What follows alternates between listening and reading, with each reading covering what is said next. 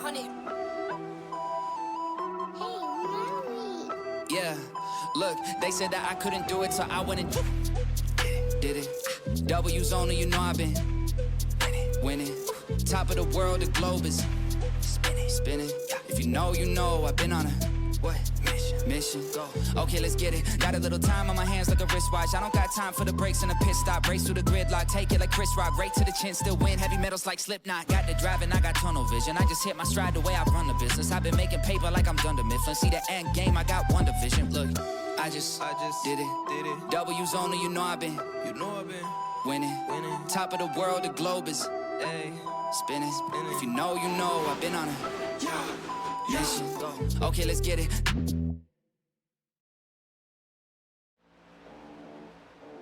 The gateway to the biggest stage in stock car racing. Tonight, drivers fight for position, pride, and a shot to lock themselves into a prime spot for the Daytona 200. Good evening, ladies and gentlemen. I'm Eliza Bethel, alongside Matt Sisler for SnB's Duels at Daytona. Matt, how you doing out there tonight? I'm doing pretty well, Eliza. How are you doing? I'm doing good. I'm excited. You know, like you said, it's race 0 for the season. And you know, we love to do driver spotlight interviews. So we do have that tonight. So I'm pretty pumped to get everything going here. It's pretty exciting. Definitely is. We'll see how these drivers handle this track tonight and see where they set up themselves for next week's 200 miler. Absolutely. All right, let's get over to the driver spotlight. Tonight, we welcome our veteran driver for FIWB, Francis Hamilton of the number 48 Chevy, and rookie driver for Independence Motorsports, Nick Tarana, pilot of the number 10 Ford. How you guys doing tonight? Doing well. I'm doing good. Good. Glad to hear it. I know we're gonna have to get these interviews started. We're headed to the duels soon, so let's get the interview underway here. All right. Question 1. These dual races set the tone for next week. So for you, how important is track position for the start at Daytona? And we're going to start with Francis. You know, track position's not really all that important. I've started first and I've started last in these races, and I always end up at the front and crash in some ways or somehow. So, you know, it's pretty much like you said, just for pride. And yeah, if I'm not starting first, then it doesn't really matter to me. So I'll be at the end regardless. Fair enough. Yeah, I hear you on that. I'm kind of the same way. As long as I'm in it, I'm good to go. So, Nick, what about you? How important is it for you in the position that you start at Daytona? I mean, I definitely want to start on pole, that's for sure. But if I don't get that off of time, it's just getting together with my teammates at Independence Motorsports and just working with them, seeing what we can do, working some strategy, and have us there at the end for the shot at the win. Yeah, great point. Absolutely. All right, question 2. What's your favorite driver and scheme in real life? And we're going to start with Nick. Oof. Well, currently it's Kyle Larson. You Oh, can't tell okay. by my scheme I'm running tonight. A little tribute to him. Nice. I think my favorite scheme of all time, though, is Jeff Gordon with the Flames. Definitely something I grew up watching. Big fan of his, but currently it is Kyle Larson. Very, very nice. I'm with you on the Gordon. I grew up a Gordon fan. I love the Flames, Rainbow Warrior, so I'm with you on that. Rainbow Warrior with the mustache. Yep. All right, Francis, what about you? All time is literally any Matt Kenseth paint scheme, you know. Very nice. Any of them, you could pick one and choose one. Right now, it's the old Greg Biffle throwbacks, so those are really cool. I want to say, I know someone on your team, it could be you actually, that has a Greg Biffle. It is me, yeah. It'd okay. be like Biff's scheme. Right. I love that. That is amazing. And kind of goes into what's going to be happening next week. It's going to be like Biff 200. So it's kind of fitting for that. So huge loss on NASCAR's end for what happened and everything. Such an amazing driver and figure in this sport. So huge loss for sure. Absolutely. Even better human off the track. Absolutely. Yeah, for sure. All right. Next thing, name one thing we don't know about you. We're going to start with Francis. One thing you don't know about me. I threw my arm out pitching You did? multiple times. Yeah. Are you on Yeah. a baseball team right now, or is this like a while No, ago? I think it was a while ago. Okay. There's zero chance I could do it now. Dang, okay. So were you a That's pitcher hilarious. then, like all the time, or did you kind Yeah. of switch around? Pitch. I could not pitch in my life. Fair enough. That sounds like fun until that happened, though. Jeez. Yeah. Yeah. That's kind of crazy. Sorry to hear that. All right, Nick, what about you? What is one thing we don't know about you?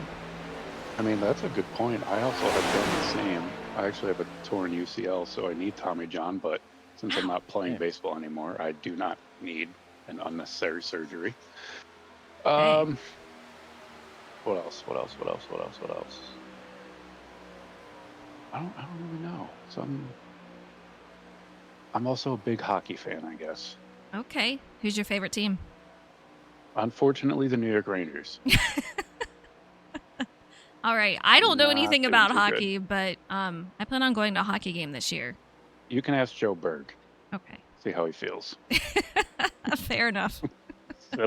We're both very miserable right now. So. Uh-oh. That's no good. All right. What is your go-to snack or drink during those long race sessions? We're gonna have Nick answer this one. Drink, if it's not water, I kind of like a cherry Coke. Okay. And a snack, Oreos. Snack on some Oreos. Ooh, Real quick okay. to plop in your mouth while you're driving. Yeah, Don't really have to focus too much on it. for yeah. sure. All It's a right. good one. I got you on that one. I like it. Francis, what about you? What's your favorite snack and drink? Pizza rolls with a Coke. All right. If you count pizza rolls as a snack, I do. Don't you get like some grease on your steering wheel, a little slippery over there? Or are you good to go? Just keep a napkin right there, we're good to go. Fair enough. Fair enough. All right. Last question. If it comes down to a late race restart, who do you not want next to you tonight at Daytona? We're going to start with Francis. Who do I not want next to me? I'm going to go ahead and say Dylan C. Robb. Should I Yeah, ask he why? Are we saying not next to me like he's competitive or he's a little bit dangerous or both? I'm leaving that up to you to interpret. So whatever you think, whatever you're feeling. Yeah, we'll say Dylan C. Robb. He's known for his inability to sometimes keep it straight. So Right. it'd be a little nerve-wracking for sure to have him next to me. Fair enough. All right. What about you, Nick? Who do you not want next to you on a late race I think restart? I honestly think I'm going to have to second Francis on that one. Oh, I don't know what Dylan's going to have to say about this. He's honestly probably just going to be like, yeah, I mean, I get it. Probably. Still funny, though. Yeah. All right, guys. I'm going to ask something random, though. Do you guys have a question that you want to ask next week's interview? Do we know who it is yet? Yeah, do we know who? Fortson Poston, and I do believe Luke Allen. Hmm. And they both haven't won, right? I don't think so. I don't believe. Yeah, I don't think so. No. Yeah, what will they do to get that first career win I like it. if the Oh, that opportunity one. is there? I like it. Oh, Dylan is out there in chat right now. Yeah. Hi, Dylan. We love you. Love you, Dylan, love you. All right. What will you do for that win? First win. I I like think it. that's a good question. Yeah, I think so. Okay, guys. I appreciate y'all being out here and let me interview you and bug you out here in practice. I wish you a ton of luck in qualifying and whatever duel you may end up in. And hopefully we'll see you in the booth afterwards. Thank you. Thank you. All right. Good luck, You Kevin. guys take it broadcast. easy. Thank you. Appreciate it. Bye-bye. Bye. All right, Matt. A fun interview with these two drivers. Who do you think Indeed. are we going to see on pole tonight? Who do you think? That depends. It depends on what the wind's set at and how hard it might gust for anybody at any given point. You could have somebody who were completely not expecting just get an unexpected gust of wind down the backstretch and end up on pole. Pull the Danica Patrick from like, what year did she do that? Like 2015, I think she did, like something like that. Oh man, So I don't know, yeah. It really is up in the air. Like, it depends on wind speed. It depends on literally everything. You have to be nearly perfect to get the. As I see Pete trying to drive through some people in the grass. I have the camera set to Matthew Gale's onboard right now. I just see Pete try to run through the two iBuyPower cars and just make me chuckle. But to answer your question, really, it's going to be up to. A number of factors can determine it, especially in these next gens. Personally, for me, never am a very good plate qualifier when it comes to this. I don't know why either. I feel like I do everything right. I do everything everybody tells me to do, Yeah. and I still end up about 20th. It's so easy to do because it's so close and tight here with qualifying and racing. It's just so hard. I mean, you have to be absolutely perfect. And even when you think you have that perfect line or you're just holding it steady, someone else has got something usually to one up you. So it's kind of crazy. But here we go to qualifying for our duels tonight. So here's what's going to happen.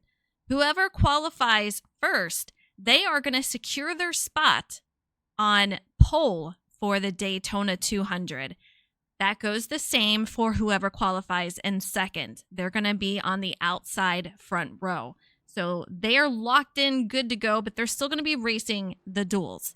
For Heat 1, that is going to put the odd numbers on the grid for next week. Heat 2, that's going to do your even numbers. So, yeah, a lot on the line tonight. Some drivers, they don't care about where they're starting. In fact, some of them, Matt, prefer to be in the back to start. Would be one of those if I was competing this season. I'm always somebody who liked to do what I call the Dale Jarrett strategy and just try to keep all four corners on the car until you get to like 5-10 to go. Although with these next gens, I do try to go a little bit earlier because it's just so hard with these cars now to try to make a run. With the old Gen 6 car, with the 1987s, and with the Gen 4s, you could kind of wait till like 5-10 to go and go for it. But now you've got to go a little quicker. But I'm one of the guys that preferred to, ride in the back, let everybody else kind of wipe each other out, give each other damage, and then just be there right at the end. Of course, it doesn't always work. I had a league race at Daytona a few weeks ago where I was running in the top 10 with 3 to go and got right hooked in the tri-oval and taken out. So, and I had done exactly what I just said, ride in the back all night, and then was making my way forward and no fault of my own, into the wall, game over. Oops. Yeah, that's how it goes here. You have to have a lot of luck, a lot of patience. You have to have the talent, obviously, but man, there's so much luck involved in it, and just being at the right place at the right time. It can be tough. Indeed. It can absolutely be tough. But we have so many drivers out on the track right now. Only a couple that are not. Nick Tarana and Brady Folliker, who are not on the track currently. So we'll see what the times come up. It looks like Hunter Johnson so far sitting with the fastest, and he immediately gets taken down by Ryan Robertson with a 50.249. So right now, he is fastest. We'll see if he's able to hold it. Absolutely. Great time from Ryan Robertson, who I believe, is he a rookie or is he a returning driver for us? He is a rookie. Yeah, he's going to be a rookie. A rookie trying to set on the pole. That would be something pretty impressive if he can hang on to it. We'll see if anybody can eclipse him on the second lap, or if they're going out right now, their first one.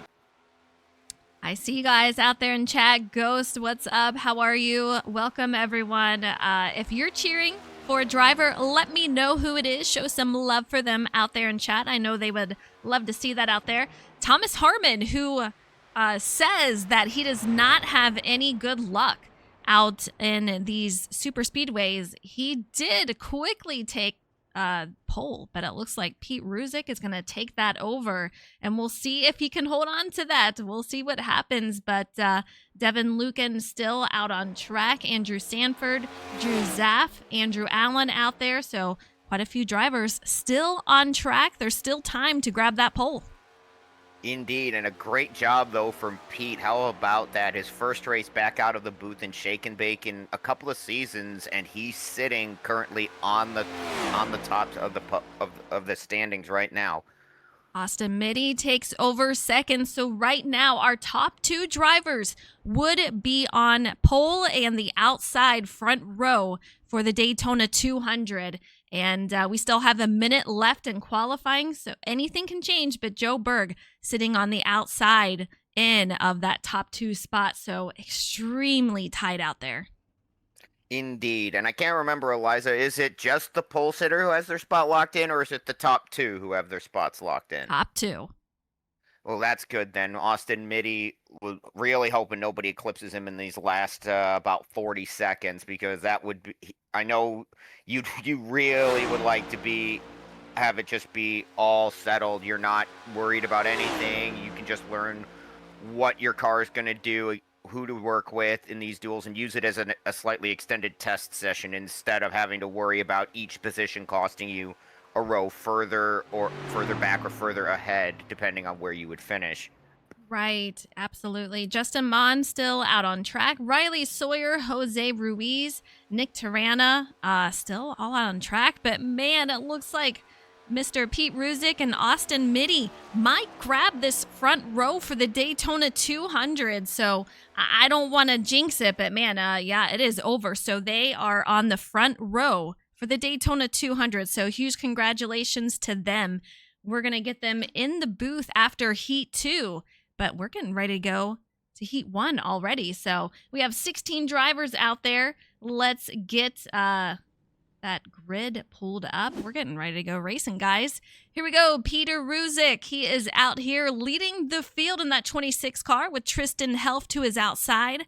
Brendan Book is going to be P3 with Thomas Harmon in 4th.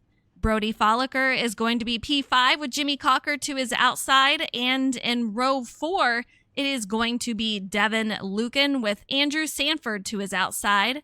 Row 5 is going to be Justin Mons with Hunter Johnson to his outside. Row 6, we've got Riley Sawyer and Andrew Allen. Row 7, it's Nick Tarana, who was up in the booth with us earlier, along with William Roberts. And row 9, I believe the lone Briton in the field. It's an all-international row anyways. Matthew Gale from Britain and Philip Bridgman from Canada. They'll complete this grid for the first duel.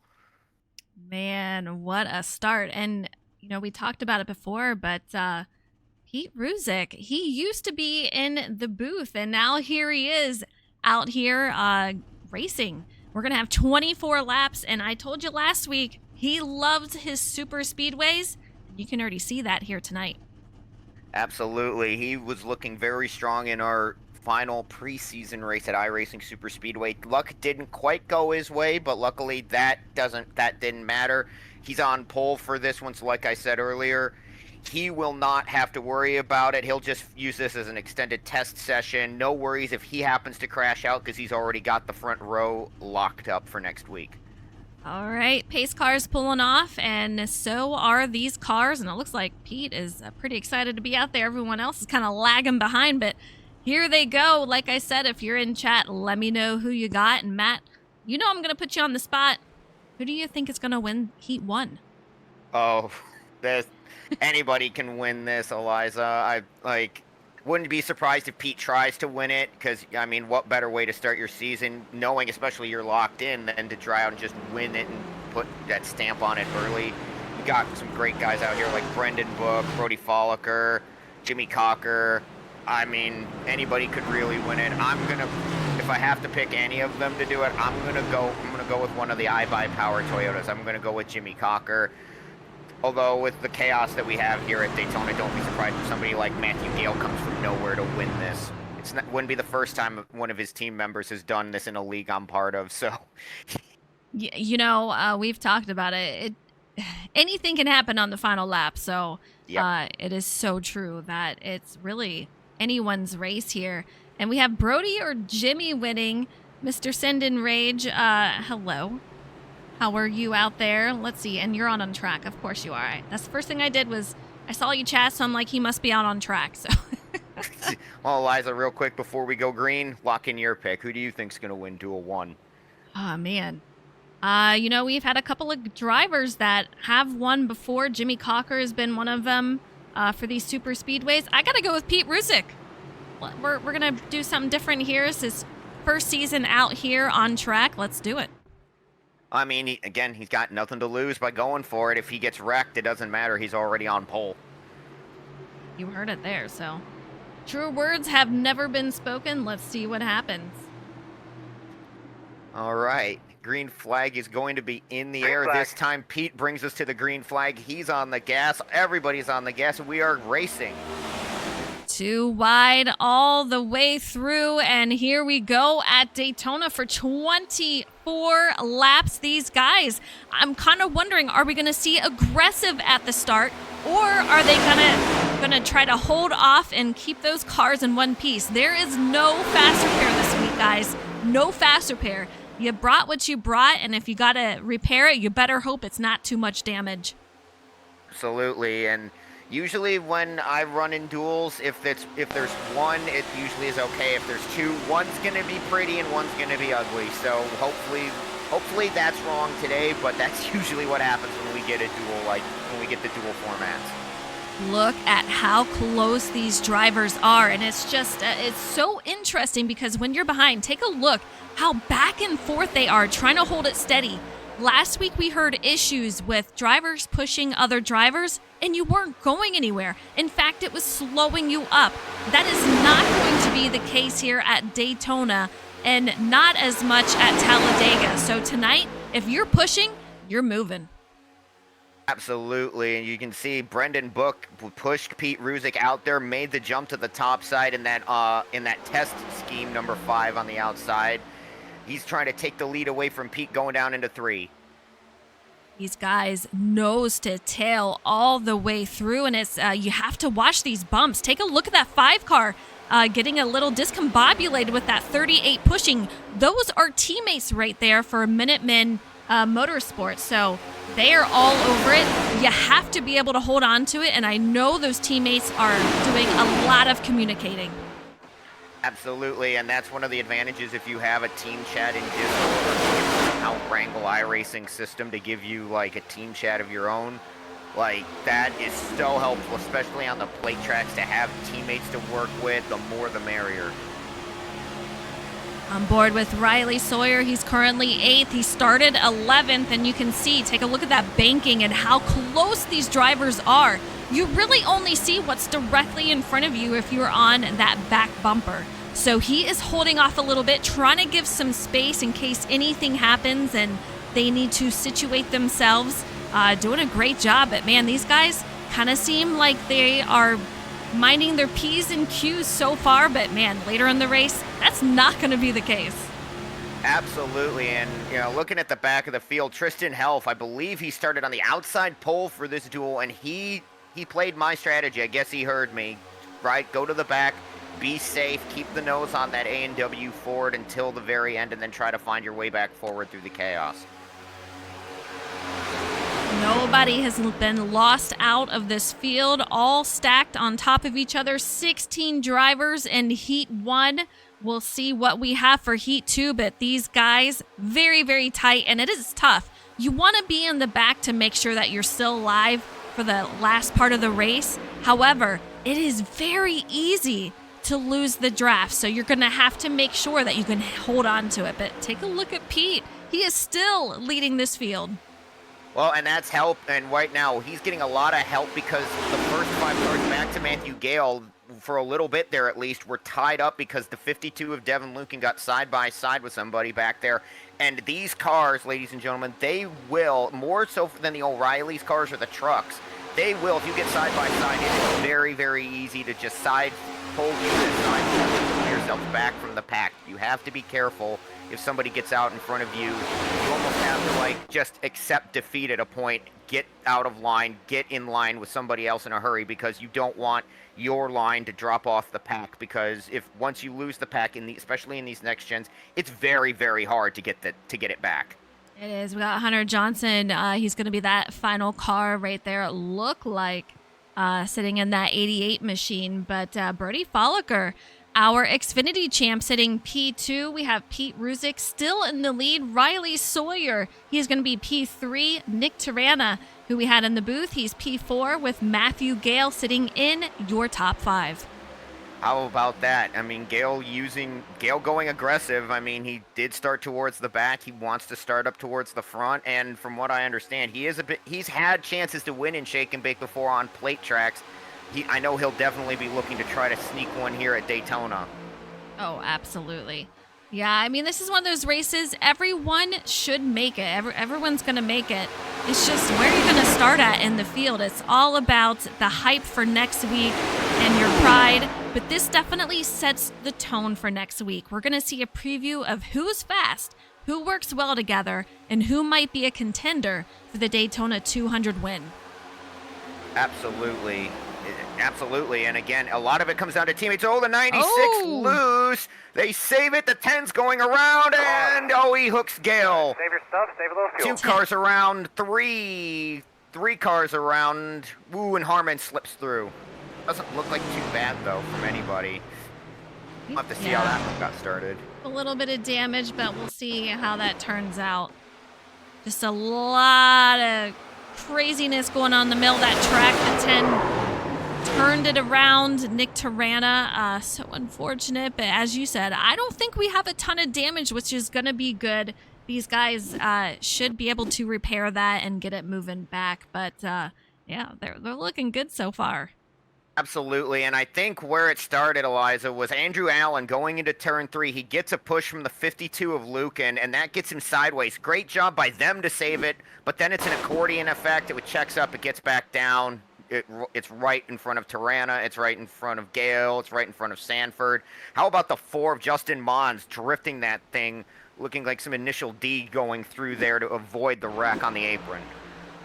Now let's take a look at Justin Mons. You see him in that 4 machine on the bottom there. Ooh, yeah. Man, slideways through that corner, trying to hold on to it. Does an amazing job collecting it through there. So great job to him. But Pete Ruzick, he is still leading as we are under yellow for our first caution. We're going to have Devin Lucan in second, Brody Folliker in third, Riley Sawyer in fourth, and William Roberts rounding out your top 5. Yep, and Andrew Allen, a good job to save his car after that. He's going to be P6. Philip Bridgman 7th, Andrew Sanford, Justin Mons, Brendan Book, and I believe Thomas Harmon is the top 10 unless my iRace... Oops, Thomas is 11th. Never mind. Close, very close. Hunter Johnson is going to be 12th out there. Jimmy Cocker. We have a couple of drivers making their way down pit lane, so looks like Pete Ruzick is going to stay out along with Brody Folliker, Riley Sawyer, William Roberts, Philip Bridgman, Justin Mons, and Jimmy Cocker. Everyone else, they're down pit lane. Yep, and only 3 of them had damage from that prior incident. It didn't look like Gale or Health had too bad damage. Tirana's Black Rifle Coffee Ford with a bit of a punched-in nose on his Ford, but I don't know if that's too bad. You should be able to keep up with the draft, and if we get enough yellows, it should be he should be able to get that fixed up and back in contention. Absolutely. Let me see if I can find some of these drivers out here. We're going to go ahead and get Mr. Pete Ruzick out in the booth here. Pete, it is Eliza. How is it being on the other side of the mic here?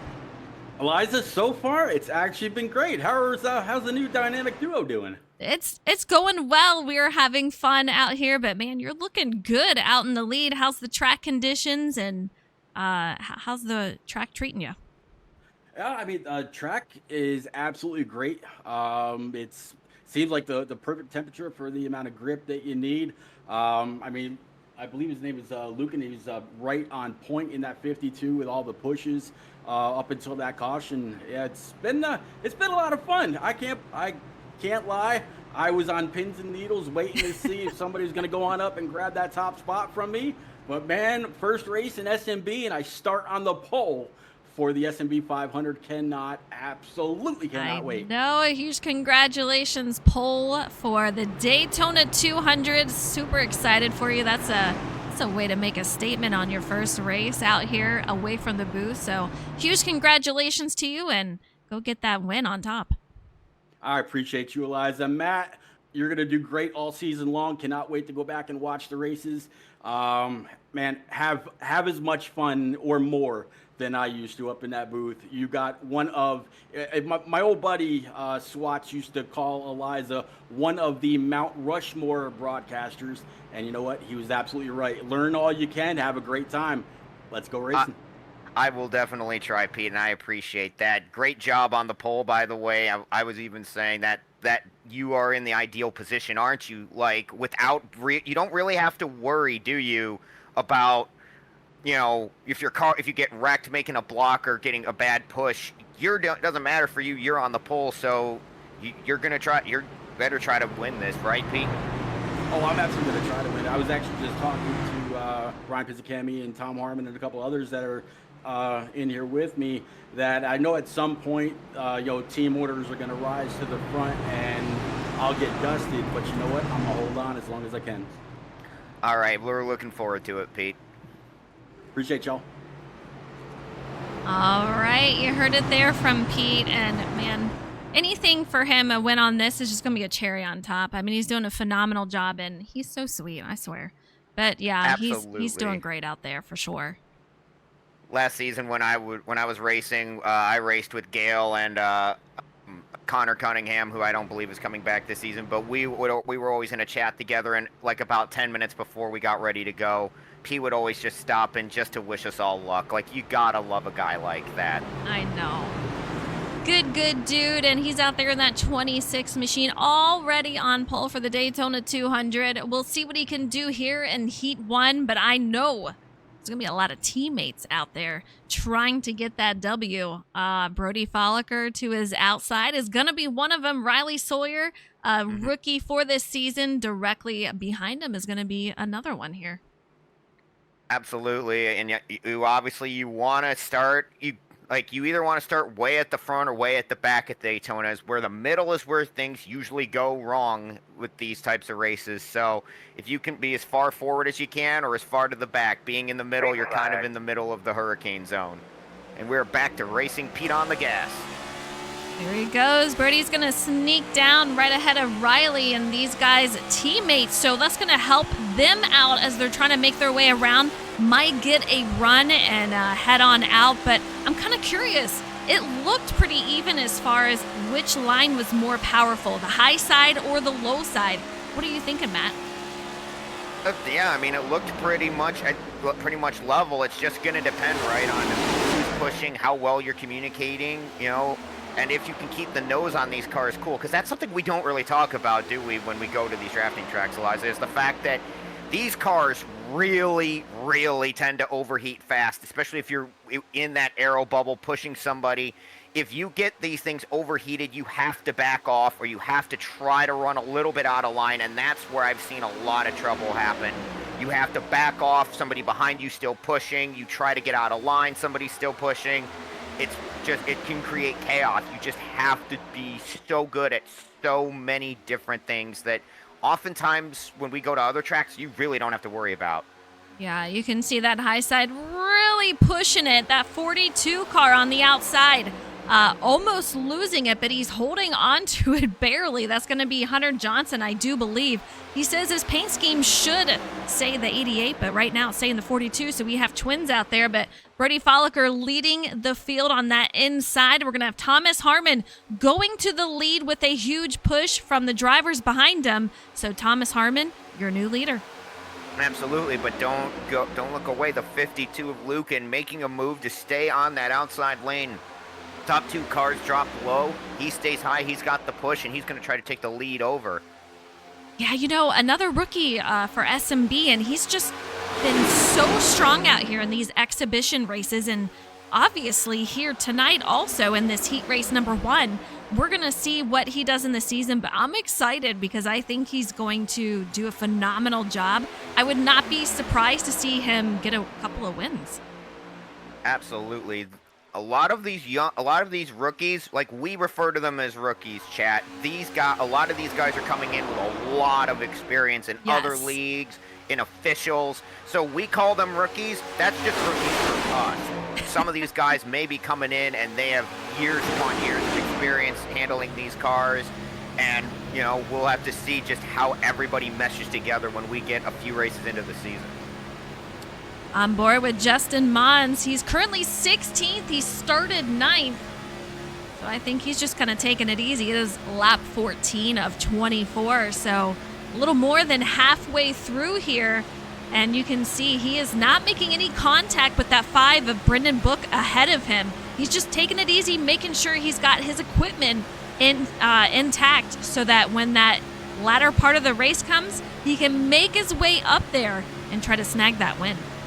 Absolutely. Just trying to keep the nose on it. And it is always really tricky, isn't it, in a duel, because you want to play defense. You don't want to get your car torn up. But when you have only 24 laps, that window to move has got to be so narrow. Like right now, I said 10 laps, like the final 10 laps. Right. Now is final 10 laps, and we've only been racing for 15. It's very, very tough. Especially for me, who likes to really think things out on moves and stuff when it comes to this plate racing. You have to be more aggressive than you want to be sometimes, and that can also lead to accidents.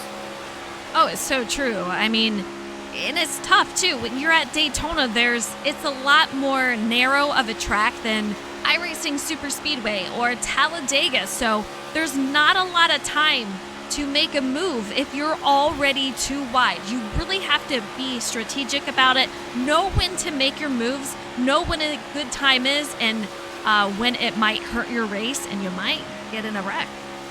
Absolutely, and that's the other thing with Daytona. You really don't have... It's not as bad as the new Atlanta Super Speedway, but it's definitely wider here. The problem here is if you try to go 3 wide, these cars, like I said earlier, generate so much side force that you're not really going to go anywhere if you try to make a run and go 3 wide. We've seen people try to take runs. We've seen like Shane Van Gisbergen did it in the 500, I think, or last year's Daytona race. Kyle Busch in a 500 a few years ago. You try to make a move 3 wide with no help, you're getting left for dead and you're going to go to the back. And it's why some drivers find these cars frustrating. It's why you have to be so much more strategic in how you move in plate tracks than you would in, say, an O'Reilly's car or a truck. I'll tell you what, that outside is just falling hard, and there's not much for them to do at this point. Only 4 cars remain on that outside as they're trying to make something happen, just not enough power. You see Devin Lucan has fallen back. Andrew Sanford, he made his way to the outside, trying to help them out, hoping to get to the front, but unable to do so. We have Brody Folliker, who took a peek out to see what was going on back there. Maybe he would want to be out, and he says, nope, not so much. I'm going to stay down here. Not yet, at least, right? Like, you got, we'll see moves probably on the white flag, or most definitely on the white flag. But right now, he's looking, seeing, okay, how far back are they? Okay, they're like 4 or 5 cars back. They're not really coming. All right, I'll stay in line for now. If they get to, up maybe around the 84 or up around Pete in the 26, then maybe he'll jump out, take that run, take the push that's coming, and go for it. But rather smart move. Stay in line. Hold your position for the moment. Race recap is going to be lap 18 of 24. Thomas Harmon still leading the field. There's been 1 caution and 3 lead changes. So quite a bit of movement throughout this race considering how short of a race it is. Heat 2 is going to be the same, 24 laps. And we already have Pete Ruzick. He's going to be on pole for the Daytona 200. Austin Mitty has secured the outside pole. Oh, the 84, Riley Sawyer. Fantastic save. I mean, his car got really upset with the push from Andrew Sanford, but man, he held on to that one. Absolutely, and it's on corner exit. These cars do not like to be pushed on corner exit because it's so, especially with these new updates to the handling models, all it takes is you see him get loose again off of turn 4. These cars are so sensitive that if you're not lined up 100% perfect on corner exit, that can very easily pull the guy in front of you around. And good job by him to hold on to it right now. But that cost that line a little bit of momentum. Yeah, they are really struggling out there. You know, it was right after I said, I think they're pretty equal. But that outside line definitely struggling. And Thomas Harmon, he said multiple times, I'm not good at these super speedways, and he listed the finishes for me, and most of them were in 20th or above. So if he takes it home tonight for Heat 1, that will be absolutely wild, and maybe change his thinking about these super speedways. But man, that high side, they're starting to move now. You see Brody Folliker, he moved on up there, trying to get some teammates up there. The 84, Riley Sawyer, FIWB, trying to make something happen. Absolutely, and like I said, you know, he took a look 3 laps ago. They were really 4 cars, not really lined up. And now that they're more even, he sees them gain to about where Gale and Ruzick were, and he says, okay, now I'll make the move. But I've said it before with Thomas, haven't I? When he says, I don't think I can win here, don't believe him, because that usually means he's going to run towards the front. And right now, with coming to 3 to go, look where he is, out front. It's true. Now, you know, it's a great spot to be, don't get me wrong, but it is a sitting duck position. He does have an old teammate, Hunter Johnson, right behind him, who is currently teamless at the moment, but they've been on the same team a couple of times, so I guarantee he's going to push him, but come the final lap, all bets are off. I don't care if you're teammates. All these drivers will say, I'll wreck my own grandma for that win. So we'll see what happens, but Thomas Harmon, I guarantee soon he's going to be looking in that rear view. Absolutely, and you know, you're a sitting duck off turn 4, and in these cars, it's even worse than it used to be in the Gen 4, Gen 5, even the Gen 6, early Gen 6 era. Is Devin Lucan in the somebody wall? in the wall, Back Devin at the back. Lucan. Did he save it? Wow. My goodness, he somehow managed to straighten it out. Now that's going to hurt him and Philip Bridgman, I believe, back there, but they keep it straight. We keep it green. Yeah, that's incredible. What a I mean, an incredible save. Unfortunately, that doesn't just hurt him. That's just going to absolutely destroy his chance for a win unless a caution comes out between now and when they hit the line. So really unfortunate to see. Good news, he still got a spot in the Daytona 200. It's just going to be a little bit further back in the field, but Harmon still leading. Hunter Johnson second. Jimmy Cocker, a previous Daytona winner, he's out P3. Pete Ruzick, our pole sitter for Daytona 200, he's P5 with Nick Tarana switching spots with him. Absolutely, and that outside line still forming up, trying to get something to go. We're going to make it to the white flag. No overtime this time in this duel. Harmon leading it by a couple of car lengths over that outside line. We'll see if he can't hold it for 2.5 more miles. Here we go, here we go. Oh, it's getting crazy out there. We're going to have more calamity. Saves it. Andrew Allen. Kill those chances, him and Andrew Allen. Yeah. And that outside line just disintegrated because of that. Yeah, that absolutely kills the run out there. Thomas Harmon still Gale with looking a run steady. to the outside. Will Book go with him? Book's going with him. Are they going to get there? Will they have enough? The 67 leading that pushing. pack. Ooh, a huge push. Oh, The Book goes 5 around. He loses still it. got help. Here it comes. Oh, it's Hunter a repeat Johnson. of the 500. Hunter Johnson going to the side. He is going to take the win here, so he is going to lead Heat 1. Thomas Harmon gets overtaken at the line, 0.029. Absolutely insane. Shades of Tyler Reddick on Chase Elliott. I'm sorry, Eliza. Off of turn 4 right there. Hunter was pushing, waited, and then got to the right side of that Chevy and pulled the slingshot past him. Again, sorry, Eliza.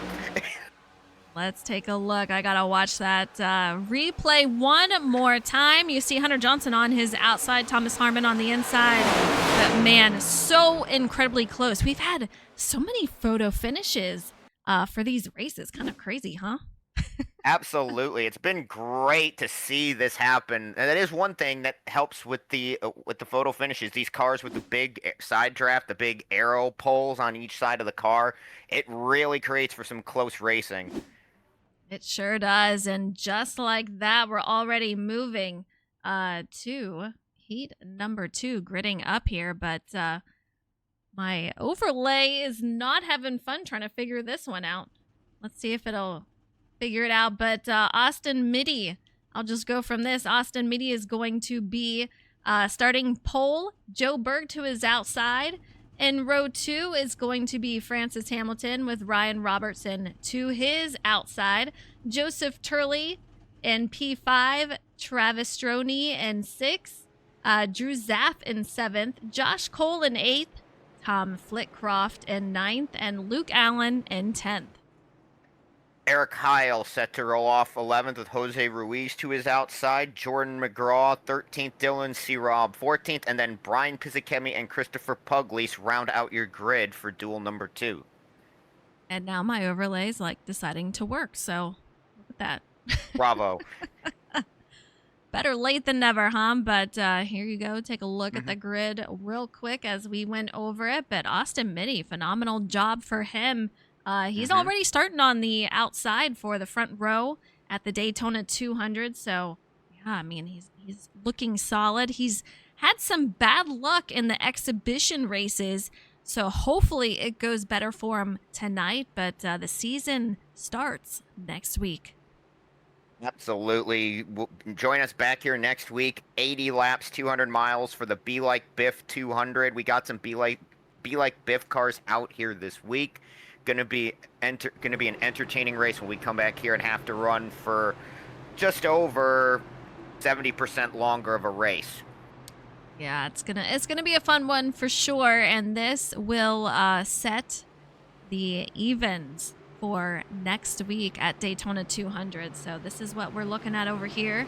We have Austin Mitty, Joe Berg, Francis Hamilton, Ryan Robertson, and Joseph Turley for your top 5 here. Yeah, we're getting ready to go green here. You see it here. Pace car about to pull off in a moment, but man, Heat 2 underway. Tonight is going to be a fast night. It's just 9 p.m. Don't get used to it. It's just a fast night tonight. Absolutely. Don't get used to it, folks. We got almost double the length next week for 80 laps. This is just 48 combined for these drivers. So we are underway. Austin Mitty leading them away into turn 1, although the outside line looking pretty strong. Joe Berg trying to take the lead away into 1. Yeah, Joe Berg on that outside, and we saw a very strong outside line in Heat 1, but during the latter part of it kind of struggled, and man, that line already getting a little iffy. 3 Joe wide. Berg in the sucker hole, not where he wants to be. They are 3 wide indeed. And the 09 dropping down, he picks up Berg. But 3 cars on that outside line. Ryan Robertson, Travis Stroney, and then the 43 car of Josh Cole. They all saw that run for him. They all jumped up high and said, we can just go around him. I was lucky for Joe to get somebody there to, kind of keep him where he was, because that's that's the fastest way to go from the front of the field to the back. This is interesting because a lot of teammates are separated from Heat 1 and Heat 2. So you may not be able to work with your teammate like you would next week at the Daytona 200. So I'm kind of curious, are these drivers kind of going over the mic and saying, hey, we need to work together, or, kind of taking a visit over there in their team chat? But Austin Mitty, look at him still in the lead. Francis Hamilton in 2nd. We're going to have Joseph Turley 3rd, Luke Allen 4th, and Eric Hill, he's going to be 5th. Absolutely. Pretty sure he just came on board today, looking very strong. And here comes Francis Hamilton to the outside. He's going to lead lap 2 of this second duel off the help of Joe Turley. They go around and drop down to take the lead. A veteran for SnB. He's been here for quite a few seasons. Always does a phenomenal job. I'm still waiting for these. I want to get him a championship. I would love to see it, but I would love to see it for so many drivers. But we talked to him earlier tonight in the booth. He was a driver spotlight, but hopefully he'll be running that car again next week. Absolutely. We got to encourage these guys to bring out their Biffle tributes for next week's race, even named after Greg. Would love to have as many of those cars in the field, and even if they don't, maybe they'll just do what Colleague did and go with the font on the doors, which that was really cool when Colleague did that, and they came on board and put that 16 font on AJ Allmendinger's car for the 500. I agree. Very, very cool. We are currently on board with Mr. Jose Ruiz. You can see him holding off the field. We talked about it. These guys in the back You don't want to do that too much, though. You have a high chance of losing the draft if anything happens. So he's kind of taking it easy. This is his first race back. He was unable to attend the exhibition races. So the duels, that's going to be his first race back here for SnB. But he is on Team FTR. Great to see him back out there. And hopefully he makes his way through the field. Absolutely, and he's got a good paint scheme and a good number. But I mean, Bubba Wallace ran well in the 500 to get up there and put that 23 car at the front of this dual field by the time we get things over. Although he may want to get a little bit of a move on. That's dangerous, hanging out that far back of this pack. Even when they do bunch together, you get out about 6/10 back. It is almost impossible to get back in there without a caution.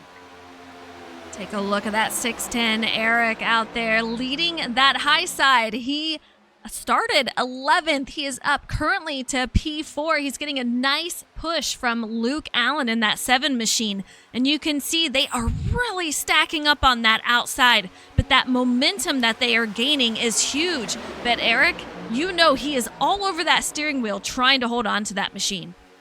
Absolutely, absolutely. Again, these cars bob and weave. They're not just doing that for fun. That is necessary to hang on to these cars, especially with the pushes we get. We saw it in Duel 1 with the 84 car getting loose twice in one lap on corner exit. He held on to it both times.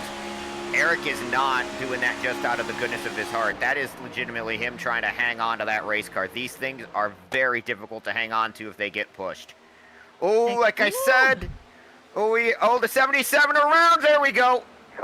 60 or the 610 around, 77 involved, 93 of Berg, Stroney involved. Our winner from iRacing Super Speedway also involved, Flitcroft. Yeah, let's take a look back and see if we can find out what exactly happened. That is not the view I wanted to go with, so let's back that up one more time.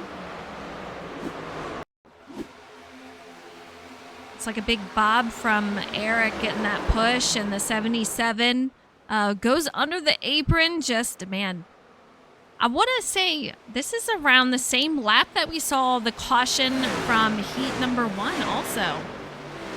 It wouldn't surprise me. I mean, it could happen here at Daytona. It's where people start, somebody starts to see, okay, we've been able to push this much. How much more can we push? We're feeling comfortable now. And it's just that little push in the corner. These cars are so iffy. They are so fickle.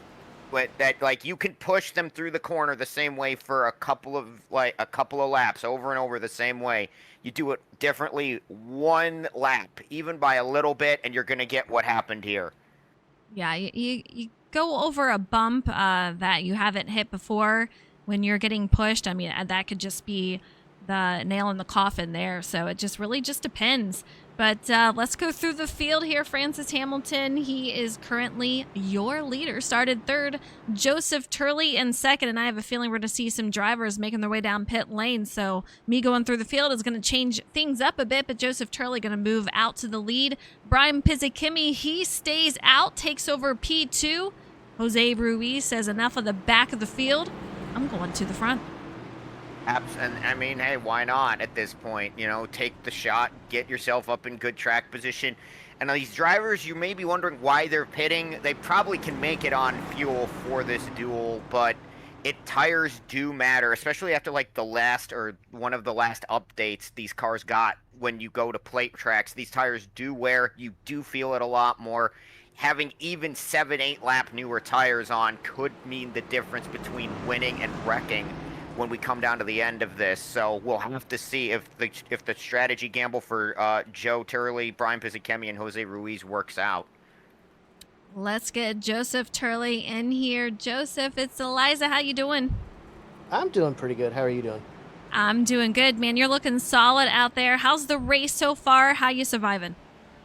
Oh, it's fun, and I'm just glad that I was pushing the leader when that stuff all happened behind us, so didn't get caught up in it like normal. What is your strategy moving forward so that you can perhaps get a win for Heat 2? Just don't wreck is my biggest thing right now, and survive to the last lap and hope things just swing my way. Yeah, I talked about it earlier, but just a lot of luck goes into this, and also strategy. You have to be there in the end. And how tough do you think it's going to be if you fall back to try to make your way through the field in the final couple of laps? In the final couple laps, it's going to be almost impossible. If you try to take it 3 wide, you let the bottom train. But if you can stay up in that first 2 to 3 rows, you might have a shot of making a move. But the later this race gets, the more everybody's going to get packed together, and it's going to be harder to make anything happen. Yeah, you hit the nail on the head there. I agree. So we'll wish you luck out here because it takes a lot of it at Daytona. So hopefully we'll see you in the booth after. Yes, hopefully so. Thank you. All right. That was Mr. Joseph Turley, and we have some commenters in chat say, "Boo Dart sucks. Go FIWB." And hey, I love both of these guys. They're amazing. They're teammates. Absolutely crazy. Justin, yes, we did see 88 or 42. 42. So I don't know. I always have issues with Hunter Paint. I don't know. We'll see. It'll be good for next week, I'm sure. But Joseph Turley, he's leading the field as we're getting ready to go back to green. Absolutely, and now we're going to get to see some guys who were running kind of mid-pack here. We're going to get to see how their cars behave, maybe not in clean air with regards to Jose Ruiz, but definitely with Joe Turley and Brian Pizzicchemi. We're going to get to see how they handle being pushed, how they can handle getting the runs, which is going to be interesting here for these final about 15 laps. Said it there. We're getting ready to go back to green here. I'm kind of curious, are we going to see another yellow, or will this be the only one like we saw in the first heat? We'll have to find out, but Christopher Pugliese, he is out there. P16, Austin Mitty, who led the field. He's P15, doesn't matter. He's going to be on the front row no matter what, so anything he gains up here is just cherry on top. He's out here for fun at this point. But Ryan Robertson, he's sitting P14. Hopefully he can gain a few positions. Absolutely. And that's big for Austin Mitty. And I don't know if we caught it at the end of the last duel. Pete Ruzick ended up getting spun. And if he hadn't had the pole, that would have been very, very bad. But he's on the pole. He's safe. Same with Austin. So they're just going to try to ride and see what they can get right now. Ryan Pizzicchemi going to be leading that outside line. We'll see what kind of pushing he gets from the driver behind him, I do believe, is Josh Cole. Jose Ruiz right behind Joseph Turley. These guys are off Dart with a great restart out here. Brian Pizzicchemi on the outside, falling back a little bit. He's going to need some help to get that line moving.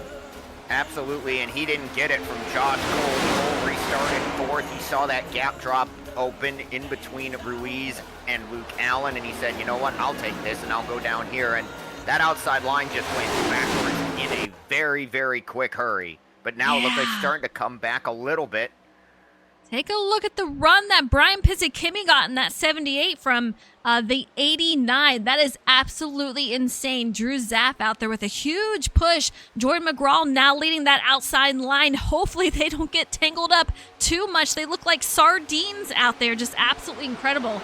Joseph Turley, meanwhile, he is still leading the field. Jose Ruiz sitting P2 up 10 spots. And Nick, thank you so much for the follow. I appreciate it. Fun getting to interview you tonight. Absolutely it was. And look at these first 4 cars, Eliza, able to break away a little bit, and that's what you like to see. Although if they get too far out there, don't look now. Here comes the 7 of Allen. He saw them get out there, and he says, I'll take this run to the outside. He's got help. Trying to make that too wide for P1, but not quite there just yet. Luke Allen leading that outside line. We're going to have Dylan C. Robb, which was pretty popular in the interview earlier pre-race, but here we go. Jose Ruiz takes it to the outside. He says, I want a piece of this lead. He's going to lead at least this lap. We'll see if he makes it across the line, but Dart, they're making a comeback on that bottom. Absolutely. Good job by Turley. He barely had the number 30 Chevrolet in the wind when we got to the line, but off to Luke Allen, shoving Jose Ruiz out to the lead. Very, very tight. You see Joe Berg. It looks like he's falling back a little bit. Meanwhile, Travis Stroney and Ryan Robertson have fallen off the pack. Not what you want to see as we're on lap 12 of 24. Those two are definitely hoping for another caution.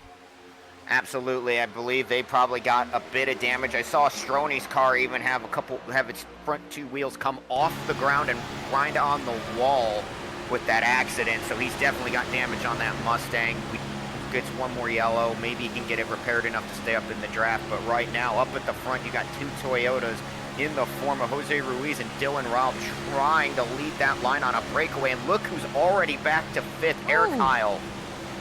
Man, a little bit of chaos in the mid part of this field. Tom Flitcroft in 13th almost had a wreck right here, but they gathered it back up. But man, that low side, a long line. And take a look at the rear of that 77 of Austin Mitty.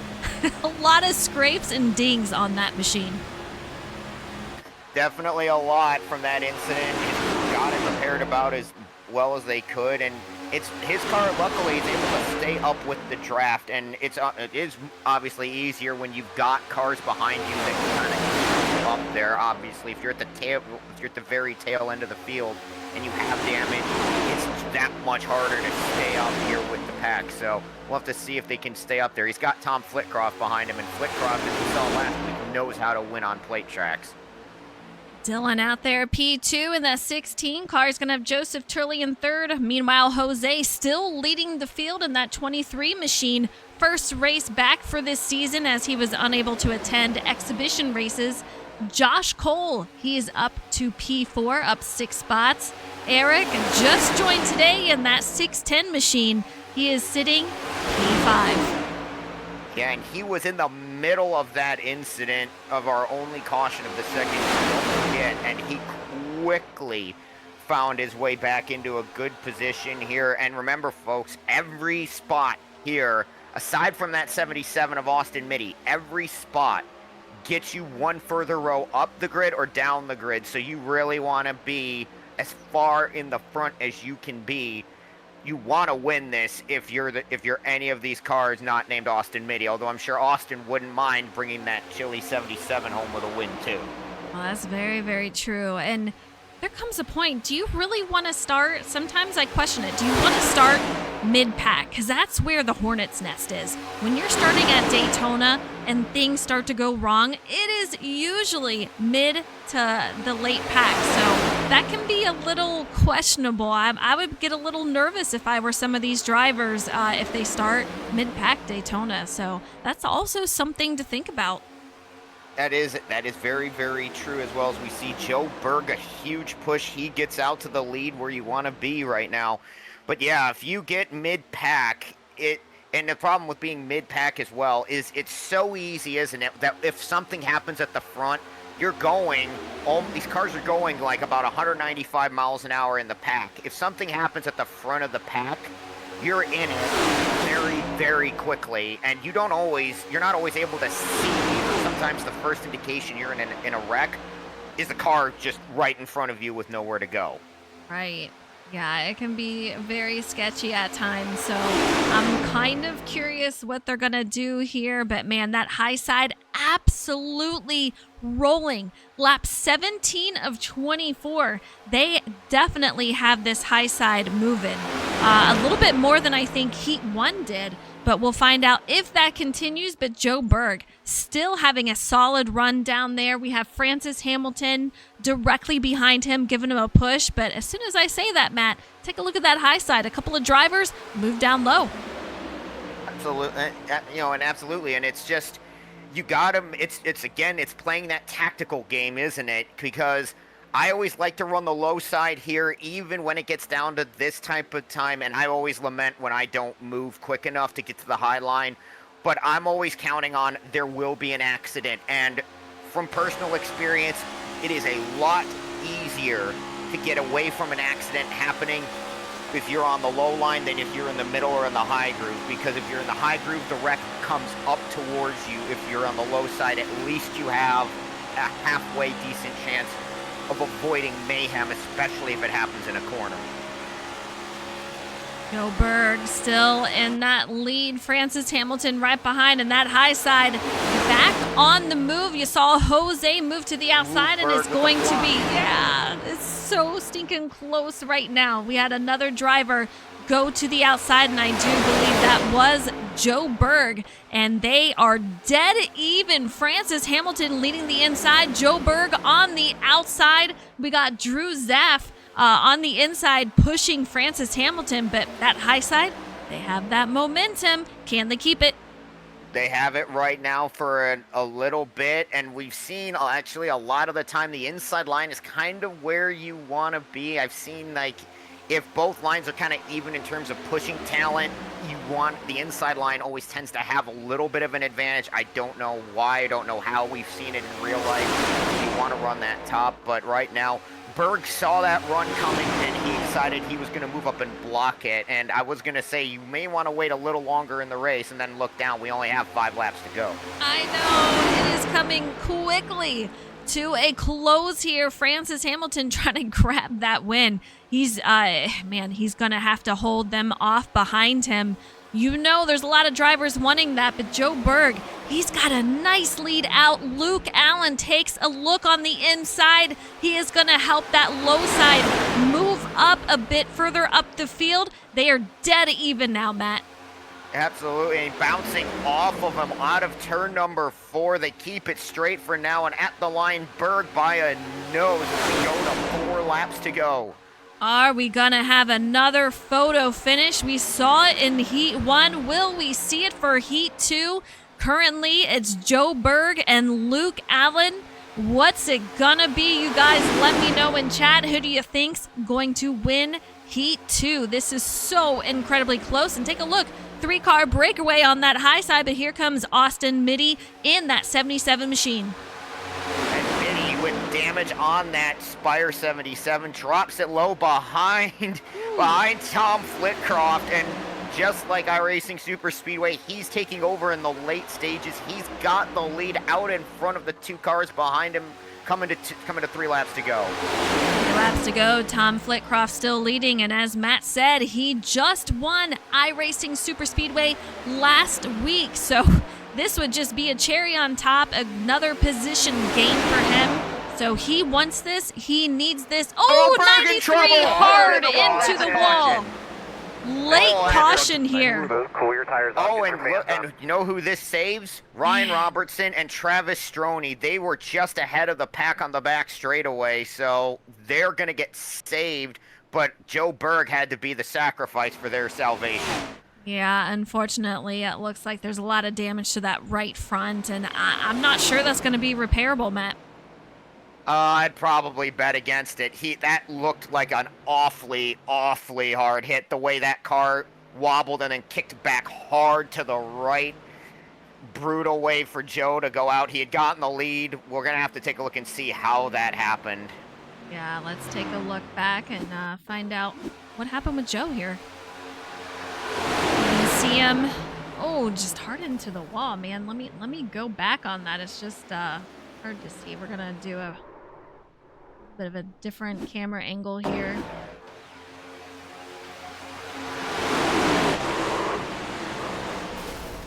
Back it From up what I bit. saw, Eliza, it looked like the 7 of Luke Allen drifted up a little as Joe was trying to stay down and side draft the inside line, and it's just one moves up, one moves down, and unfortunately, that's all it takes.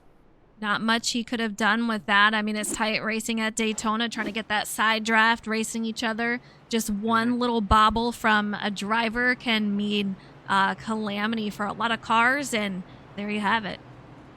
Absolutely nothing you can do. Absolutely nothing you can do in that situation. It stinks to have it happen, but you know he'll be able to get it repaired for next week. Come back out and go and he'll have to try to come from the back, but he can probably do it. Berg's definitely talented enough to make a run to the front of the pack, especially over 200 miles. He is indeed, and take a look. Austin Mitty is back. Luke Allen, he was involved in that, but it looks like he might be just fine. Francis Hamilton sitting P4. Jose Ruiz in 5th. Drew Zaff in 6th. Jordan McGraw 7th. Josh Cole 8th. Dillon in 9th, and Brian Pizzakemi, he rounds out your top 10. Joe Turley is 11th. Christopher Pugley's 12th. Eric Heil 13th. Ryan Robertson is 14th, and he's going to bring that number 2 Hoosier Ford down to the attention of his crew. Going to try to get a bit more damage, see if he can't stay up in that pack as he comes to pit road.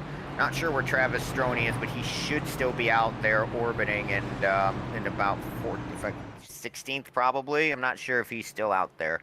Oh, looks like he might have taken it to the garage. Yeah, I do not see him out there, which is unfortunate. He's shown a lot of speed in all the exhibition races, just sometimes not great luck, and tonight is going to be one of those nights, but he still makes it. We got room for him. He's going to be out there next week at the Daytona 200, but Tom Flitcroft is going to lead us back after our second caution. And Flitcroft made he timed that just right to get to the front. He made the right move, got in position, and was out in front of the chaos when it broke out. And got to give a shout out to all the drivers, Eliza, because Joe Berg, that happened right in the front of the field, and nobody panicked, nobody jumped out of line trying to avoid it and ran into Berg, causing a bigger accident. Everybody stayed in line and got out of the way of it. So kudos to the whole field for making that only be a one-car accident. Yeah, you said it. I mean, it's so tight at Daytona. Anything can happen, and usually when you're this tight, you're going to have a lot of cars involved. It's always called the big one when it happens, but these guys did a pretty great job. Next week, though, it's going to be at least twice the size of what you see now, so it could be a little more challenging than what we're finding out in this race. Got the classic British understatement there when it comes to little, Eliza. Double the size of the field, double the trouble, double the chaos. We'll have to see how that goes next week. You'd think it was Texas, but no, it's Daytona, and it's the biggest race of the season for motorsports. And as I said, this sets the tone for next week. Who's fast? Who works well together? Who might be a contender? And what might be the trouble spots that we're going to find next week? And I think we've already seen some of the trouble spots tonight, pushing off of the corners, especially in the corners and off the corners, especially out of 2 and 4. We've seen it happen multiple times across these duels. Cars getting light, the back end's getting light, they get loose on corner exit. Luckily, nobody's lost it so far tonight, but next week when you're going for that Daytona 200 win, I'm going to bet that there's going to be a little less give when it comes to that more take, which is going to maybe lead to an accident on corner exit. Tom Flitcroft taking full advantage of leader's choice as far as coming back. He's going to take the high side. Interesting indeed, but Austin Mitty, he's going to lead that bottom part of the field. I'm trying to take a look on the high side to see who he's interested in. If it's just somebody's help up there, what's going on? I would be curious to know.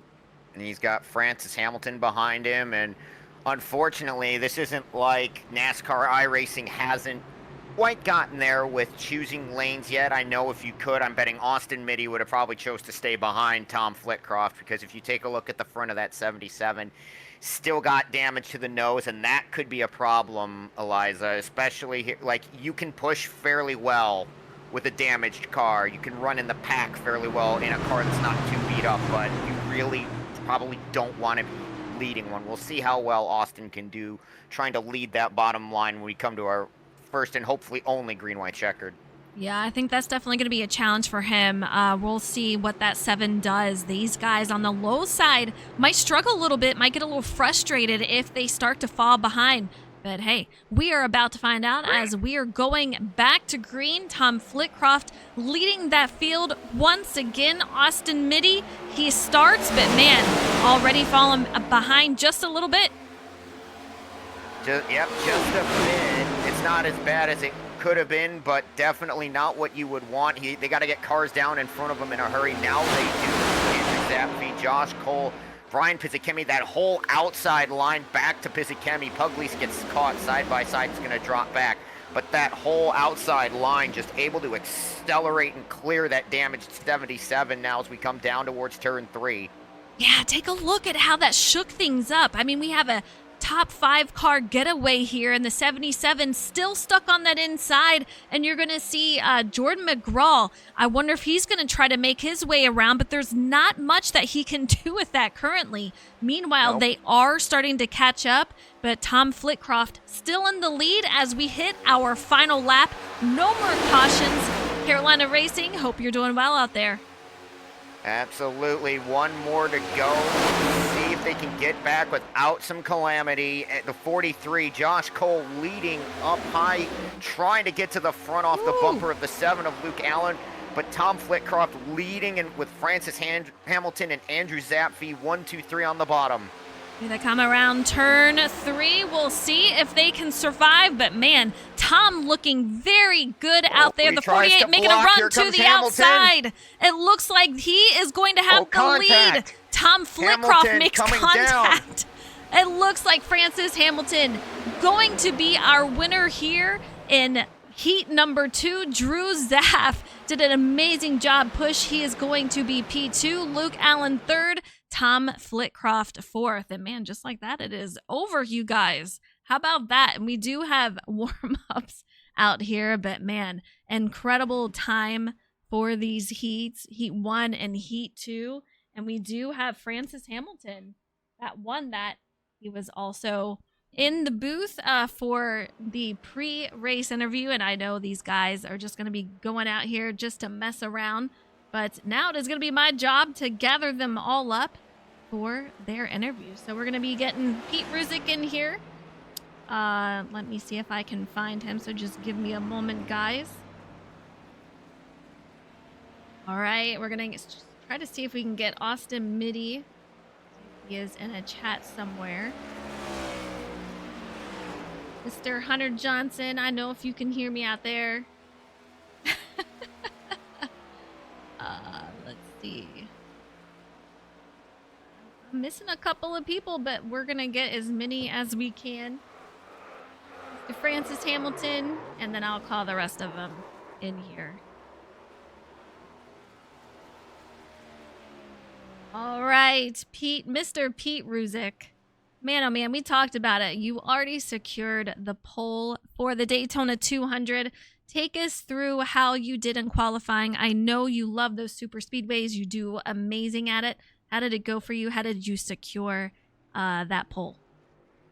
Actually, just held the wheel as steady as possible. You know, ran the high line for the first couple laps and dipped down, coming to the line, and just tried to, as we used to say a long time ago, just guided it along that butter and just did the best I could. And like I said before, really sat here in pins and needles. Wasn't quite sure if that time was going to hold. And yeah, I'm happy to be able to start up front next week for my first ever Shake and Bake race on the track. Yeah, how about that? And Heat 1, man, we saw you doing amazing out there, but take us through what happened on that and how that ended for you. Yeah, it was really good at the start, and I knew once that caution came out, I was going to be a sitting duck. We've talked about that, racing you and I several times, and a couple three cars, 4 cars maybe got around me, and I guess Book got a bad push or something like that, and somebody else got hooked and just sent me straight to the inside wall. But I'll be riding high for next week. Absolutely. You did a phenomenal job. Congratulations on the pole for the Daytona 200 next week. Amazing job, and I can't wait to see you out there. I appreciate you, Eliza. Always have. Thank you very much. All right, Matt, we have Austin Mitty, who is on outside pole for next week. How about an interview for him? Absolutely. Austin, congratulations on getting a front row starting spot for next week's Daytona 200. Same thing with Pete. How'd you manage that, and how big is that going to be for you to get a shot to start from the front row of the grid to start Shake and Bake season? I think it was probably pretty lucky. I don't know if I ever do that again, but it was cool. I wasn't expecting it, to be honest with you. It was pretty cool. Gotcha. And you were in the duel. Talk us through your race there. It looked like you had a good car for a while, and then unfortunately damage trying to restart from the front row with that damage. That didn't look very fun. Yeah, I had like 10 minutes worth of damage still or something like that, and I was holding my wheel sideways like down the straightaway and shit, so it was kind of difficult. But I'm glad Thomas took the outside, so my boy Francis, 'cause I didn't want to. I knew the whatever pack or whatever line I was gonna leave was gonna stack him up, so I'm glad Francis got the dub. Absolutely, absolutely. And have you learned anything being able to work with some of these drivers going into next week's 80 lapper? Well, I mean, anybody from FIWB, that's why if I see him on a track, that's what I'm gonna go to. Those are my boys. Gotcha, Austin. Thank you very much. Good, congratulations on the outside pole again, and we'll see you Appreciate next it. week. Yep. All right. Next up, we have Mr. Hunter Johnson. He won heat number 1. Hunter, I know you were side by side with Thomas in the heat, and take us through how you secured that win out there. Well, I just took it easy at the beginning. I figured there's no reason to rush to the front to either be wrecked or get caught up in a wreck. So played it easy, rode at the back, and then caution came out, got lined up with Harmon, pushed him to the front, rode second for a while, just trying to figure out the draft model, kind of playing with different runs, seeing what would work best to keep us out front, keep the outside lane from making any progress. And then last lap, I figured might as well go for it, see if I can beat him to the line. And he didn't throw a block, luckily, so was able to out drag him to the line. It was a heck of a race, pretty much a photo finish there. So, what is your strategy going into Daytona that give you any bit of a hint of what to expect next week? Since I'll be rolling off third, I think I'm gonna just plan on pushing Pete out front for a while until maybe cycles, and whoever lines back out up in front of me after cycles is who's gonna get pushed the most. I plan on staying up front, riding either the pusher. I don't really like being the leader, so if I could be the pusher, I'd be pretty happy. So we'll see how it goes. Just stay clean, avoid all the wrecks, and make it to the end of the race. Fair enough. And I'm definitely testing you right now as you're out on track and driving out here. Luckily, it is not anything for points, just out here for fun. But I wish you luck next week in the Daytona 200. Thank you, ma'am. All right, Matt, we have Mr. Francis Hamilton. He won heat number 2, and we saw him at pre-race, and back here he is. Absolutely. Commentary, the opposite of a commentator's curse tonight for you, Francis. You were definitely like the Biff out there with that late race move. Talk us through your race. How'd you time that one up to make the move for the win in Duel 2?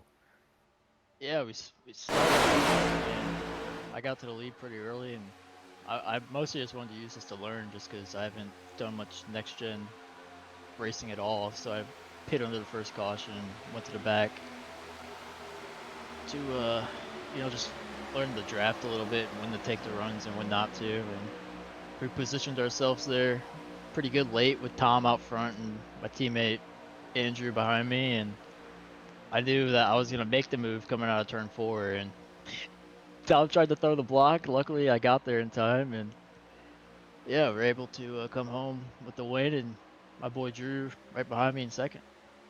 Absolutely. And Drew, how big was that push from Drew coming off 4? Because the pack was still closing on you guys when you made that move, but how big was that to get the push from the 89 there coming through 3 and 4? Yeah, he almost pushed me too well. I was all the way right on the wheel pretty much. I was letting it hang for sure. And yeah, luckily I hung on to it, and the rest of the guys didn't get to us, and we were able to keep it 1-2 like that. And what might you, and same thing I asked earlier, what might you have learned going to like the main race next week, being able to start from 4th, having that confidence from winning a duel? How big is that going into next week when we're going to have to be racing for about 2 to 3 times the length that we were tonight? Yeah, the longer race, way more race cars on the track at the same time, so I think keeping the track position's probably going to be important, just based on what I learned tonight. It's hard to pass. Well, it's not hard to pass, but like once we get gridlocked, it's just hard to do anything. So yeah, hopefully we can just keep it up front and be there at the end of one of these things. We've failed to do that so far, so that's the priority number 1, is just be there at the end, and whatever happens after that happens. Gotcha. Francis, congratulations again on your dual win. You'll roll off 4th for next week's race.